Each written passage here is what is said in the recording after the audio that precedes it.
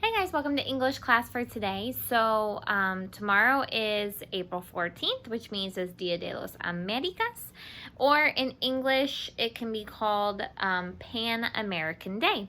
So you'll be studying or have studied already, I'm not sure, at some point with Miss Haley, right?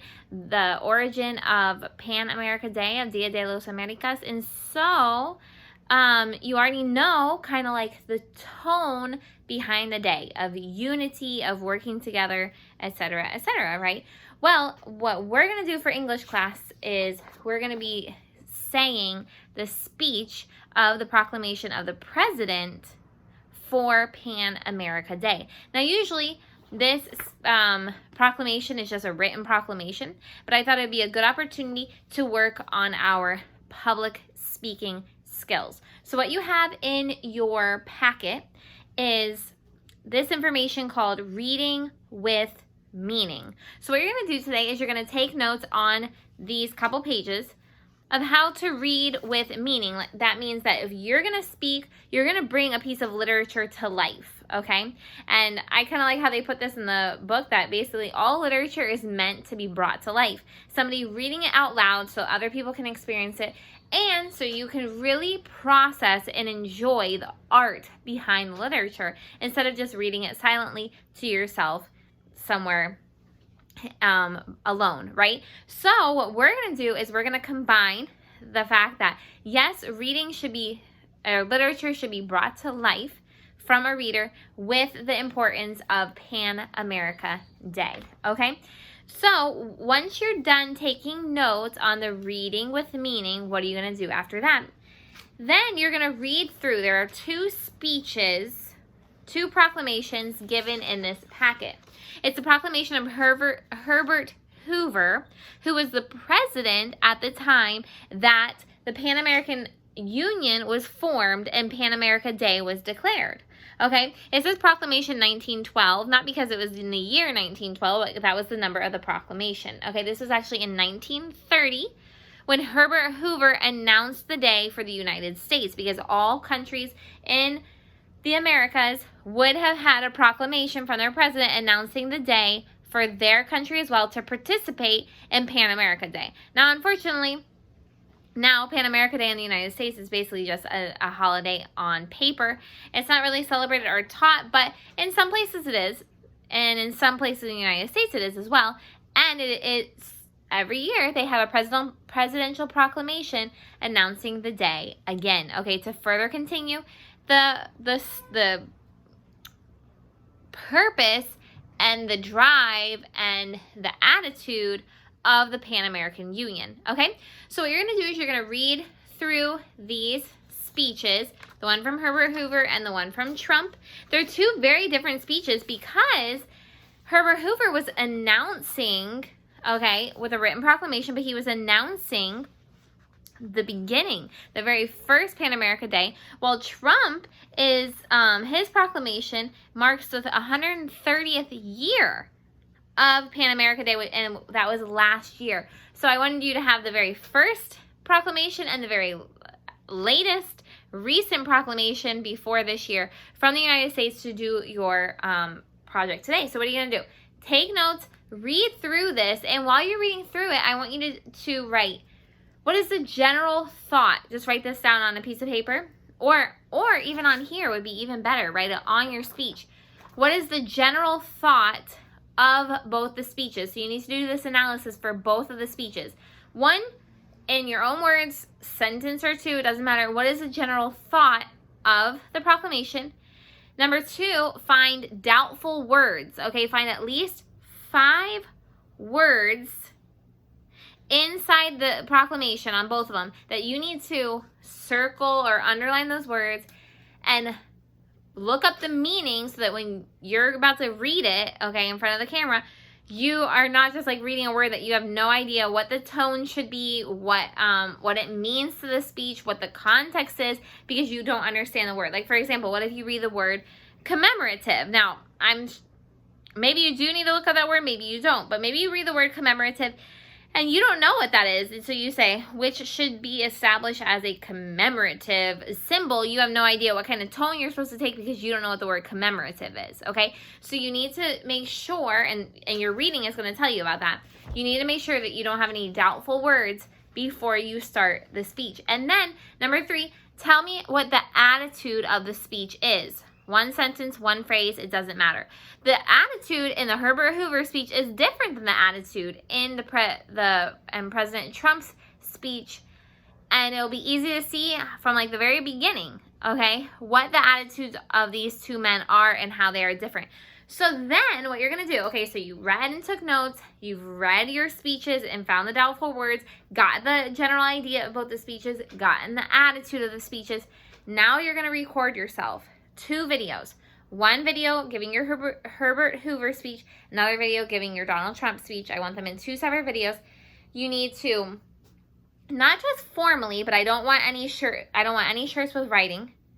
You decide whether or not you're going to stand with good posture or you're going to sit with good posture. And the reason why that you have the option is because sometimes when a president is giving a speech, he gives it from the Oval Office desk, which means he sits there and gives his speech, but he does it with great posture to demonstrate confidence, to demonstrate power, okay? To demonstrate leadership. Okay, and then you are going to interpret this proclamation and read it in front of the camera, okay? You're going to read very plainly that in the reading, that it's not just about reading words. It's about delivering the speech, delivering the proclamation, delivering the document with what the general thought is. That means what is the purpose of this document?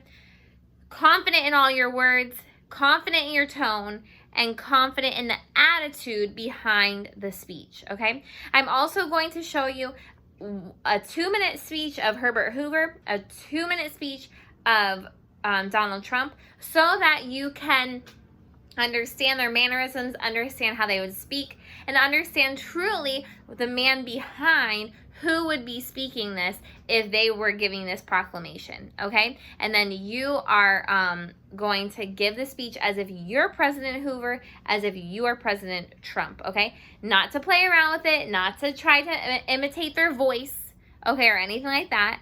But what I want you to do is I just want you to be delivering a piece of literature, in this case, a governmental proclamation, and convincing the people of the purpose, convincing the people of the tone, convincing the people of the attitude behind this speech through the way that you speak and the way that you handle yourself while you are speaking, which means that your hands should be free except that you can have your speech, okay? But you can also hold it like this and you can speak with this hand, or you could put it down on the table.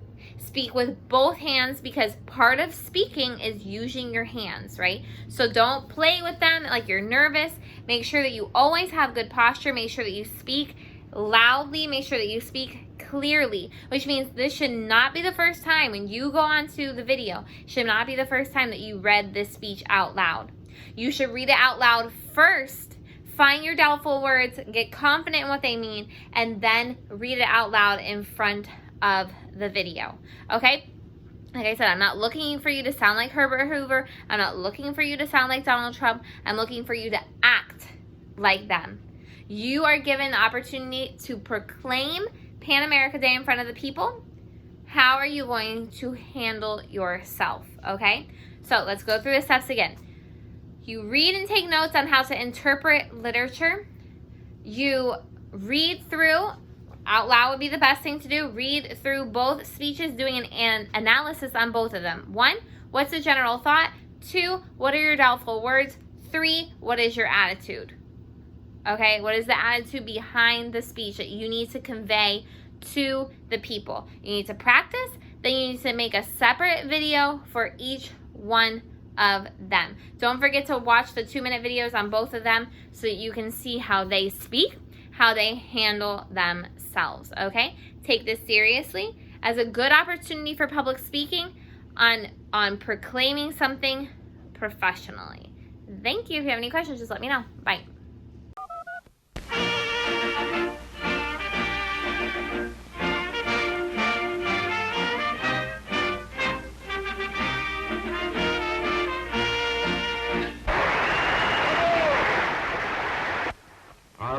can truly feel that we have held the faith. That we shall do so in the future is our solemn responsibility of this hour.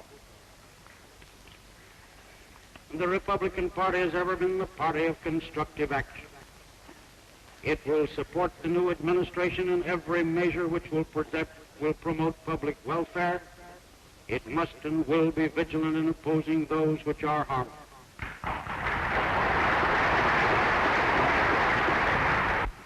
Further steps towards economic recovery is the most urgent problem before the entire world. And ceaseless effort must be directed to the restoration of confidence, the vanquishing of fear and of apprehension, and thus the release of the recuperative spirit of the world.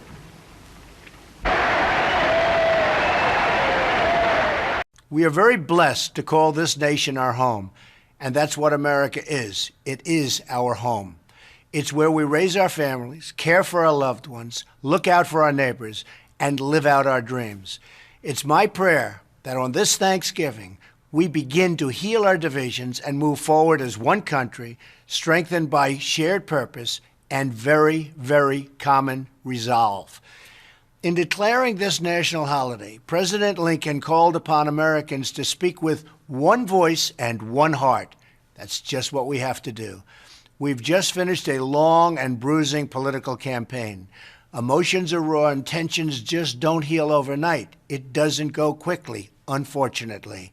But we have before us the chance now to make history together, to bring real change to Washington, real safety to our cities, and real prosperity to our communities, including our inner cities. So important to me and so important to our country. But to succeed, we must enlist the effort of our entire nation. This historic political campaign is now over, but now begins a great national campaign to rebuild our country and to restore the full promise of America for all of our people. I'm asking you to join me in this effort. It's time to restore the bonds of trust between citizens, because when America is unified, there is nothing beyond our reach, and I mean absolutely nothing.